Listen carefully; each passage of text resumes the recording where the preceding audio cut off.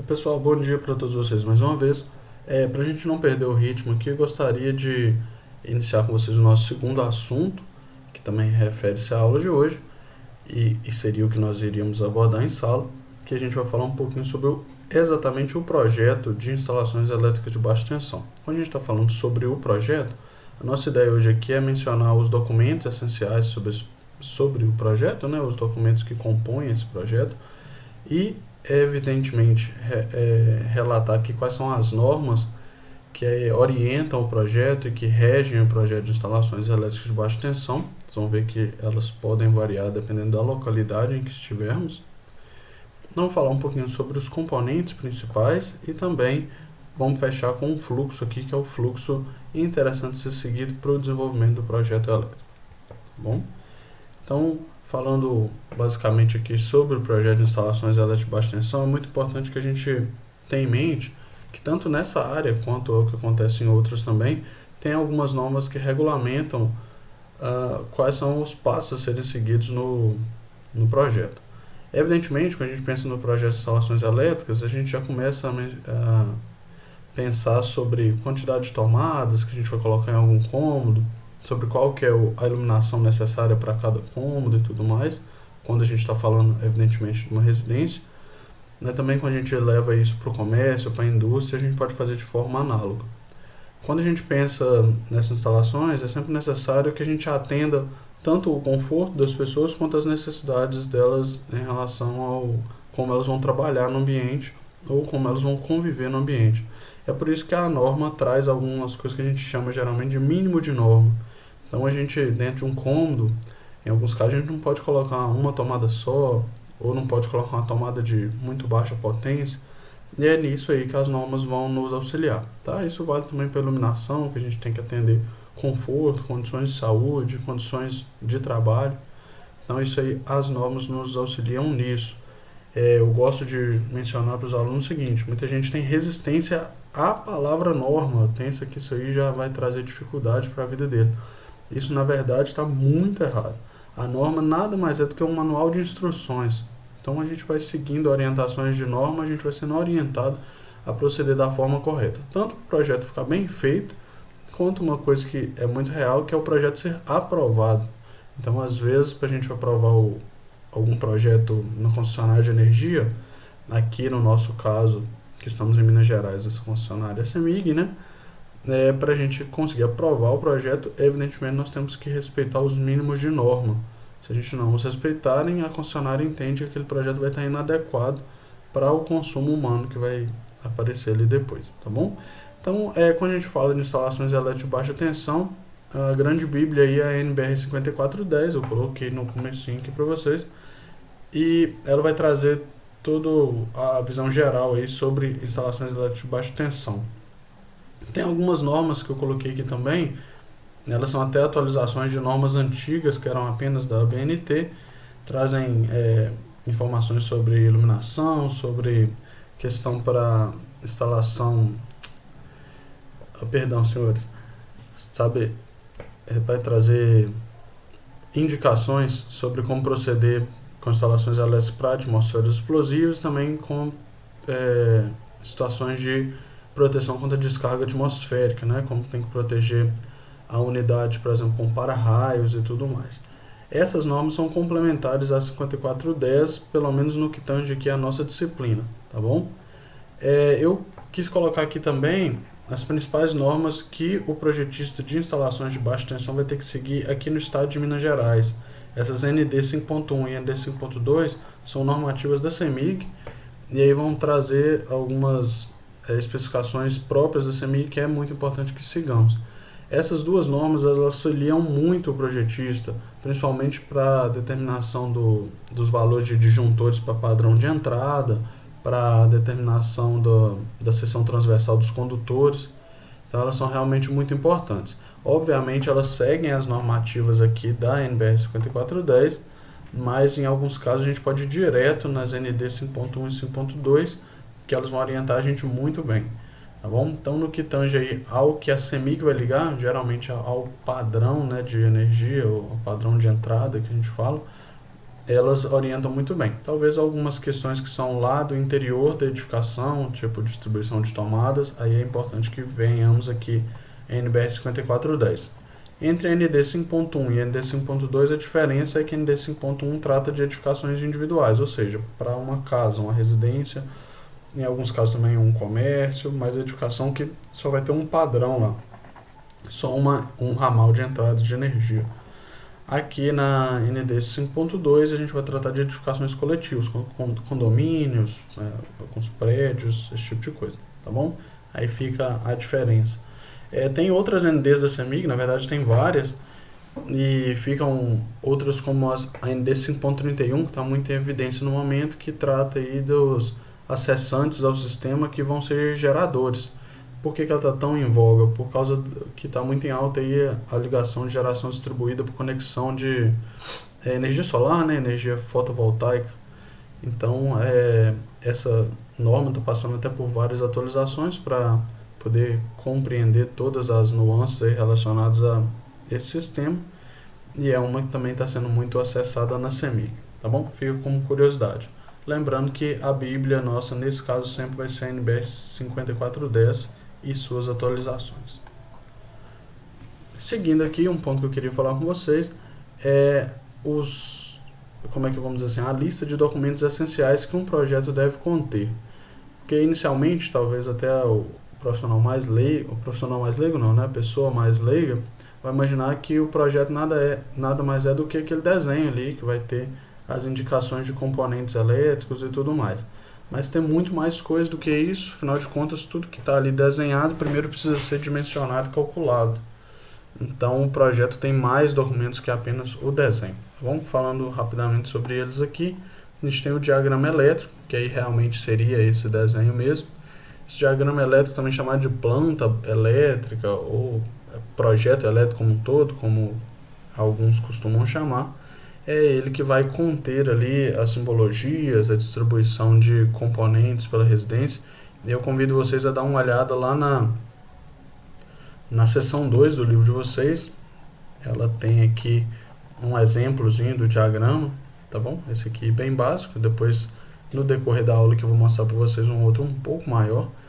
E já dá para a gente ir se adaptando um pouquinho com essa simbologia. Para não entrar em muita informação, não vou detalhar a simbologia por enquanto. Basicamente que a gente vai ter indicação de tomadas, interruptores, pontos de luz e tudo mais, tá bom?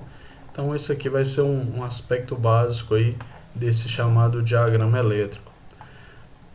A lista de potências, a gente vai adquirir essa lista de potências à medida que a gente for relacionando quais são as potências de cada carga. Lembrando que essas cargas aí, desde que a gente falava lá de associação de resistores, essas cargas são as coisas que são ligadas à rede, as coisas que vão fazer a energia elétrica virar trabalho para nós, pessoas. Então a gente está falando de computadores, telefones, aparelho de som, aparelho de televisão, liquidificadores e outros eletrodomésticos, chuveiro, ar-condicionado. E cada um desses aí consome, né, dissipa uma potência para o seu funcionamento. Então a gente precisa listar essas potências para determinar se o circuito que nós estamos dimensionando, se ele vai atender as potências que os consumidores vão ligar no futuro, tá joia? O diagrama do quadro de distribuição, vou voltar mais uma vez lá no livro de vocês, tem um exemplo de diagrama aqui, tá certo? Então o quadro de distribuição, para quem nunca viu essa nomenclatura, geralmente aí talvez o exemplo mais simples é aquele que tem na casa da gente, ele geralmente é lotado numa posição central dentro da edificação, muitas vezes na sala, no corredor. E é nesse quadro de distribuição que são derivados os circuitos. Então, às vezes é separado um circuito para iluminação, outro para tomadas, um lá para cozinha, para o chuveiro, para ar-condicionado. Isso depende aí do projetista e depende também das necessidades do cliente. E aí fica nesse quadro de distribuição um disjuntor, né? Ou seja, uma chave para desligar cada circuito. Então, aí os circuitos são separados para um melhor controle e também para a segurança, tá certo?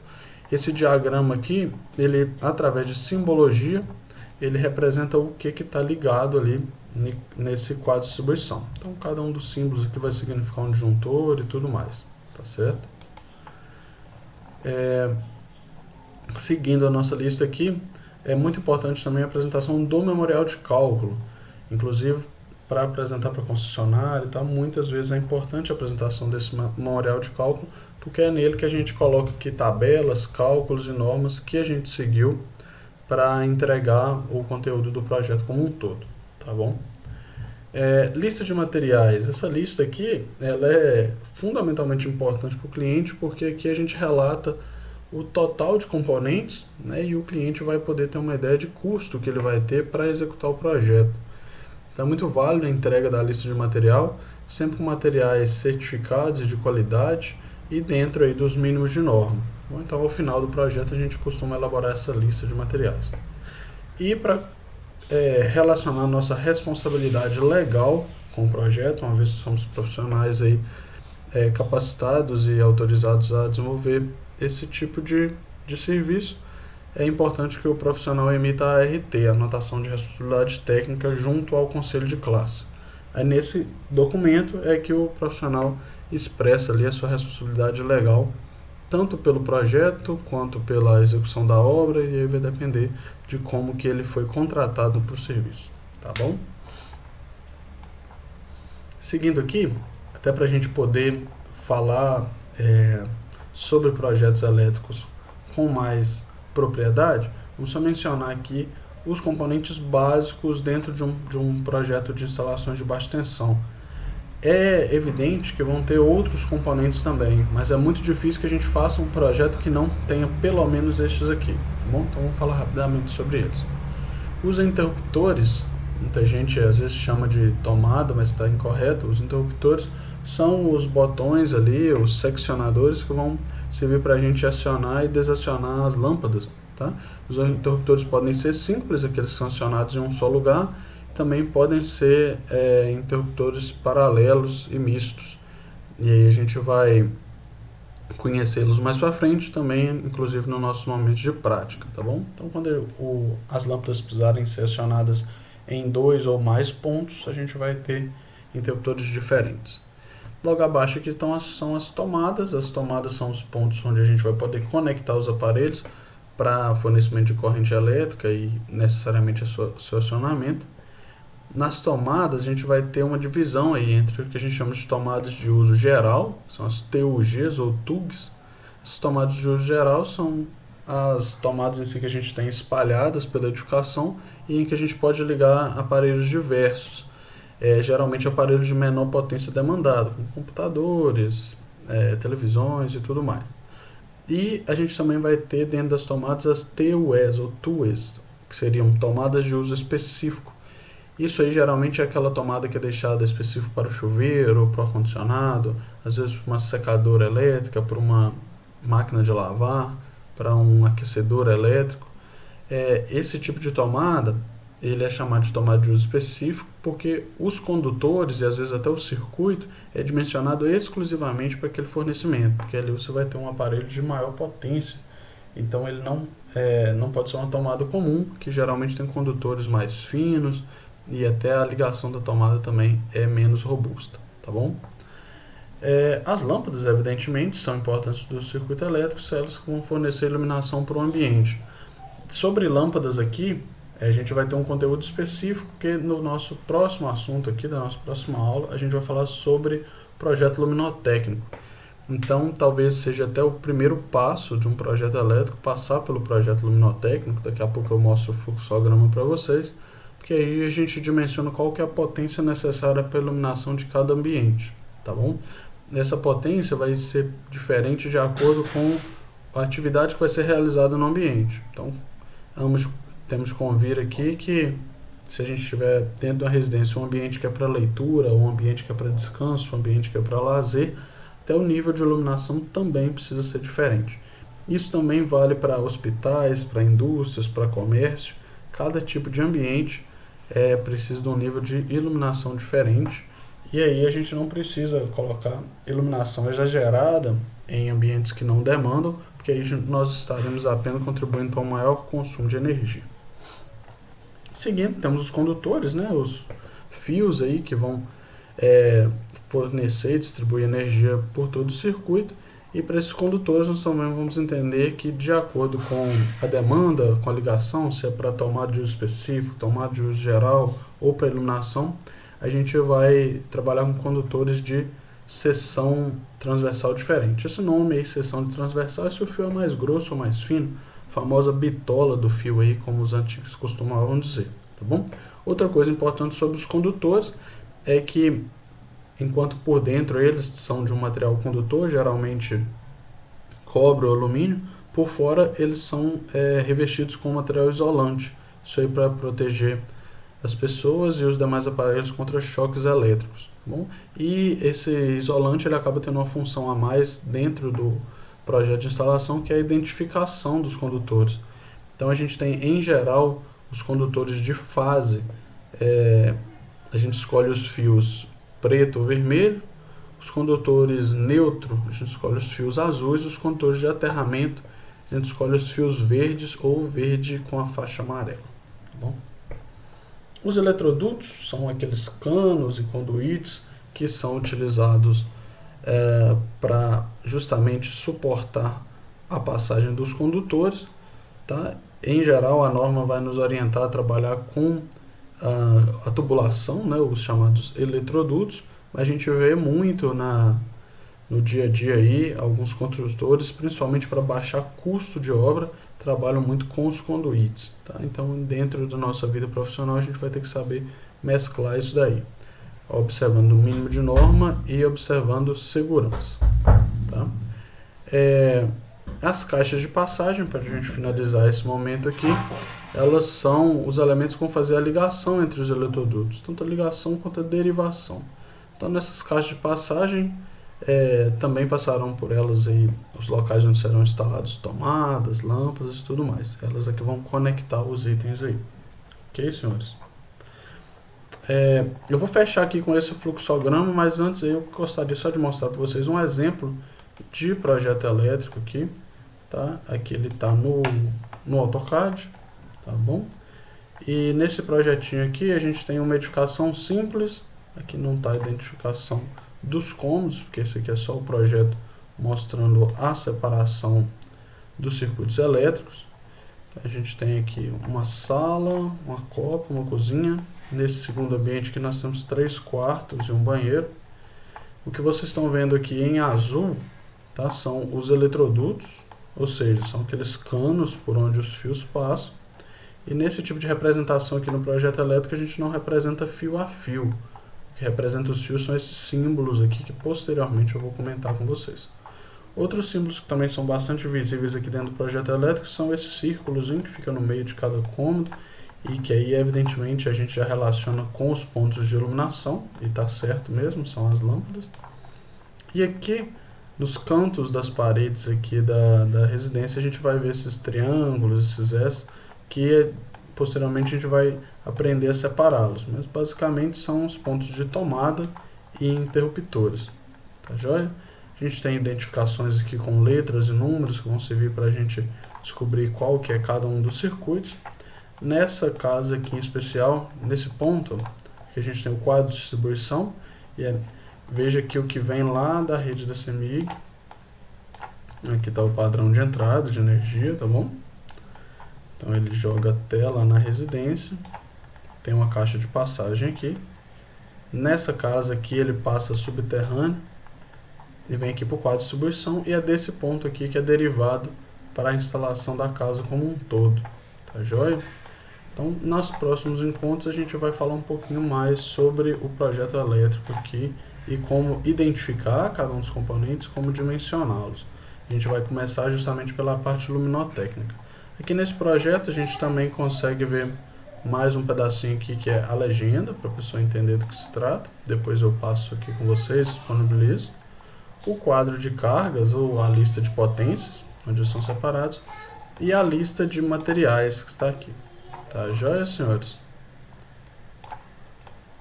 Então, só para a gente fechar, perdão, tem o diagrama unifilar aqui também, que esse é aquele diagrama do quadro de distribuição. Então, aqui mostra o disjuntor geral e que como é que vai ser a derivação lá no quadro de distribuição. Tá certo? Só para a gente fechar aqui, falar sobre esse fluxo aqui, ó, que seriam as etapas necessárias para a gente concluir o projeto, né? O projeto pronto para ser executado. É importante, antes de mencionar as etapas aqui, falar com vocês que algumas delas não necessariamente seguirão essa ordem, algumas acontecerão em ordem invertida ou até mesmo comitentemente, né, em paralelo, tá bom?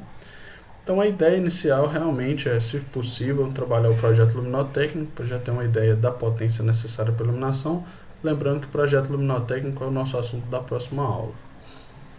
Determinando a carga da iluminação também, a gente vai pensar na potência demandada das tomadas, e aí a gente funde aqui, determinando qual que é a potência necessária para iluminação e tomadas. Dentro tanto da parte de iluminação quanto tomadas, é importante um alinhamento com o cliente, porque às vezes acontece do cliente, principalmente em situações comerciais e tudo mais, o cliente ter a necessidade de tomadas em pontos específicos ou uma quantidade maior do que o mínimo de norma, então é importante um alinhamento com o cliente antes de fechar o projeto. Quando a gente já tem a carga aqui de todas as tomadas e sua posição, a gente vai ter uma ideia de qual que vai ser a carga total do projeto como um todo, né, de toda a edificação. Então, a partir dessa carga aí, do valor de potência demandada, dá para dimensionar o padrão de entrada. Isso aqui é muito importante para já poder pedir a ligação do padrão junto à concessionária. Tá? Aí a gente segue para a divisão dos circuitos, ou seja, dividir que vai ser um circuito para chuveiro, um circuito para ar-condicionado, outro para tomada, outro para as tomadas da cozinha, que são de maior potência, iluminação e tudo mais. Tendo essa divisão, necessariamente a gente já traz o diagrama, tá? Que aí a gente vai fazer o desenho, tanto do diagrama lá do quadro de distribuição, quanto o diagrama como um todo. Nesse mesmo momento, acaba que a gente faz essas outras etapas juntos aqui, que é dimensionar os condutores, tá? E os disjuntores também, obviamente. E com a determinação dos condutores, ou seja, o tamanho dos fios, a gente também vai ter, por tabela, dimensionar aqui os eletrodutos, ou seja, o tamanho dos tubos por onde aqueles condutores vão passar. Lembrando que para isso daqui a gente segue, via de regra, tabelas que são orientadas por norma, aquela norma lá, NBR 5410. Tendo aqui como é que eu vou falar com vocês? Toda a parte do diagrama, condutores e eletrodutos pronta, a gente vai poder elaborar o quadro de distribuição, que eu acabei de ver um errinho aqui, está escrito destruição, por favor, não leve a sério, isso aqui é o quadro de distribuição. Feito o projeto como um todo, tá? Às vezes é feito em paralelo, mas ao fim do projeto, aí o profissional deve emitir a RT. Às vezes ele emite a RT antes de terminar aqui a conclusão, não tem problema, mas é importante isso porque ao fim do projeto, para entregar para o cliente e para entregar para a concessionária, quando necessário, deve ser emitida a RT junto ao conselho de classe. A emissão da RT, lembrando que ela é o que torna o profissional o responsável legal por aquele projeto, tá bom? Consegue um fluxo aí que é importante seguir, se ele não for seguido nessa ordem, mas pelo menos que ele sirva como um checklist para ver se não foi deixado passar nenhuma etapa do projeto, tá bom? Então eu agradeço por hoje aqui a atenção de vocês. Eu vou convidar vocês, para a gente fechar isso aqui, que vocês façam os exercícios tanto da pré-aula quanto da pós-aula da seção 2 da primeira unidade. Lembrando que na sessão anterior, além dos exercícios que estavam lá, eu deixei também os exercícios de associação de resistores que eu passei com vocês em sala de aula, deixei alguns similares. Para esse aqui, como é um conteúdo mais teórico, eu vou pedir apenas que vocês façam os exercícios do AVA. Posteriormente, eu vou combinar com vocês um prazo em que eu vou puxar um relatório do AVA e verificar todos que fizeram lá os exercícios. Tá bom, pessoal? Eu agradeço a atenção de vocês mais uma vez. Desejo que todos estejam bem, estejam em casa e sigam firme aí com os estudos. Um abraço.